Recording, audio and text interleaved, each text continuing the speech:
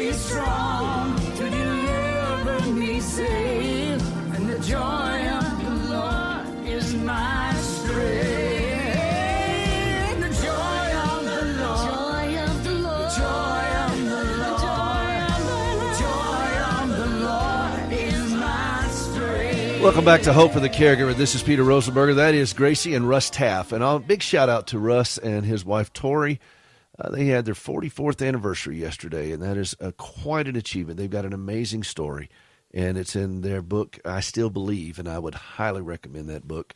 Russ and Tori both been on the show before, and hope we can get it back on again. They're a wonderful couple, and he's a gospel recording icon, and I was grateful that he and Gracie were able to do that duet together. It's off of her CD, Resilient. Go get a copy of it today, hopeforthecaregiver.com. Just click on the donate button, whatever you want to do to help support this with any kind of tax-deductible gift. I don't care what it is. Just if you like what you're hearing, get involved. We'll send you a copy of that CD. John, I want to end up with one last thing here. That's what they all say. And we'll probably circle back to this on other shows. Yeah. But I think that for caregivers, and this may be much deeper than we can get into in 8 minutes, but we'll do the best we can. I think for a lot of caregivers, we're so busy looking at the externals. And there's two reasons. One of them, the externals are consuming so much of us. But we point to other people as the source of our discontent. And I think that may be happening on a national level. This side is pointing that side, that side is pointing this side. And it's their fault that I'm not happy. It's their fault that this is a problem. If they would just stop doing this, I would be okay. Right. But I have a group of friends who have helped me change my perspective. And this has been I've been working on this for many years.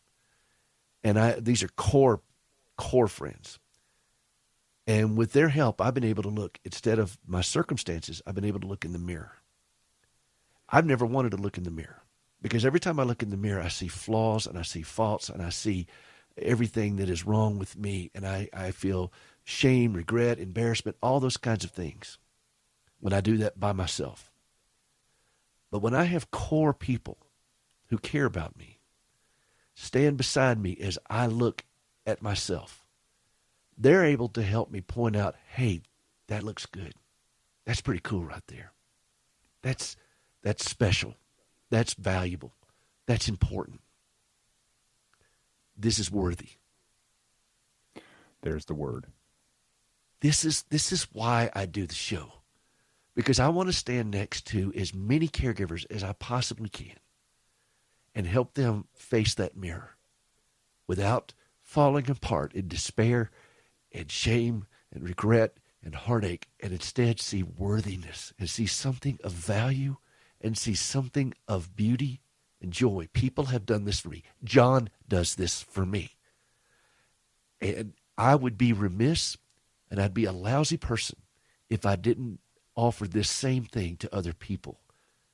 So I would like to end the show today, John and I saying this in concert together, that would you just take just a tiny leap of faith to be willing to look in the mirror and see yourself not as all the flaws that come rushing out at you, but see yourself as a beautiful example of love and compassion.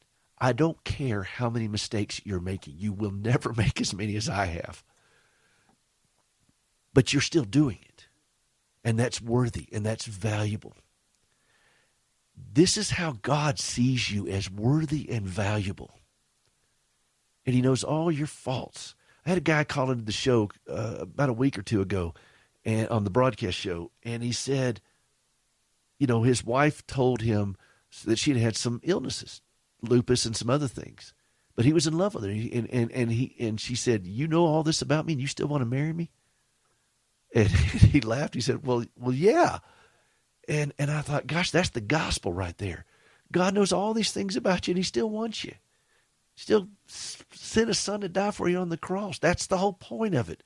And as a caregiver, I can only say to you, from my own experience, that if you're willing to take a leap of faith and stop looking at the people in your life that may be driving you absolutely barking mad, and instead slow down and look at the mirror with trusted friends. And if you got no one else but just John and I on this show, we'll stand there with you. And we will affirm that in your life. Oh, yeah, look at that. Man, that is spectacular. Look at this right here. That is beautiful. That is worthy. You are why I do the show. John, close us out.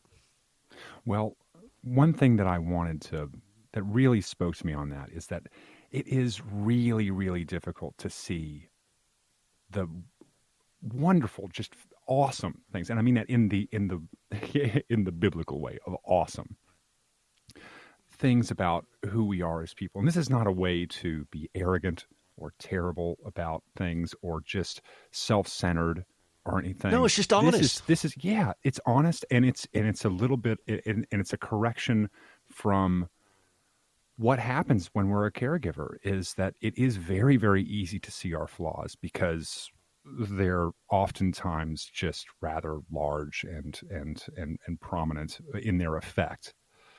But to see the things that go right, to see the things that we did that were wonderful and like you said, beautiful or poetic or lyrical, is just very difficult sometimes because, it worked out. You know, of course we didn't see that. It worked out. There wasn't anything nagging at us to remind us about it. It just worked, and we were deft about things. And I have found we're here to point that out for you.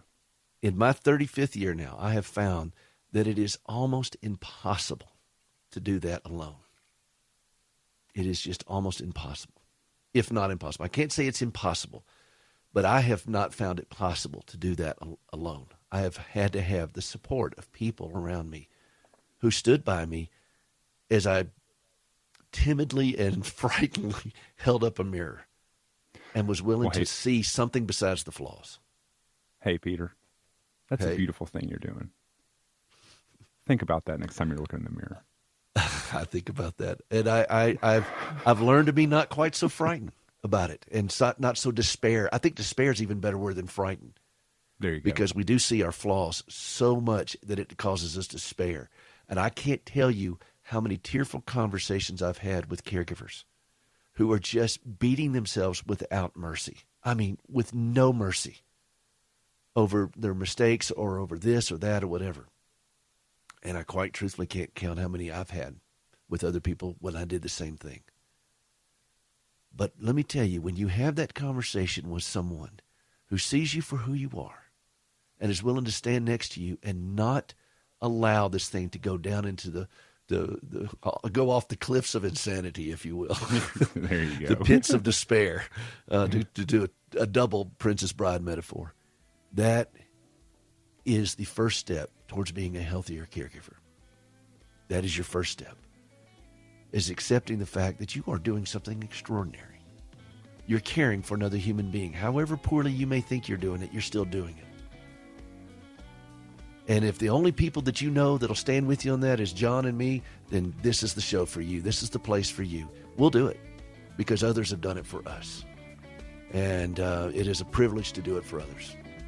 Healthy caregivers make better caregivers. It's just that simple. Go to hopeforthecaregiver.com. John, thank you as always for just a wonderful conversation.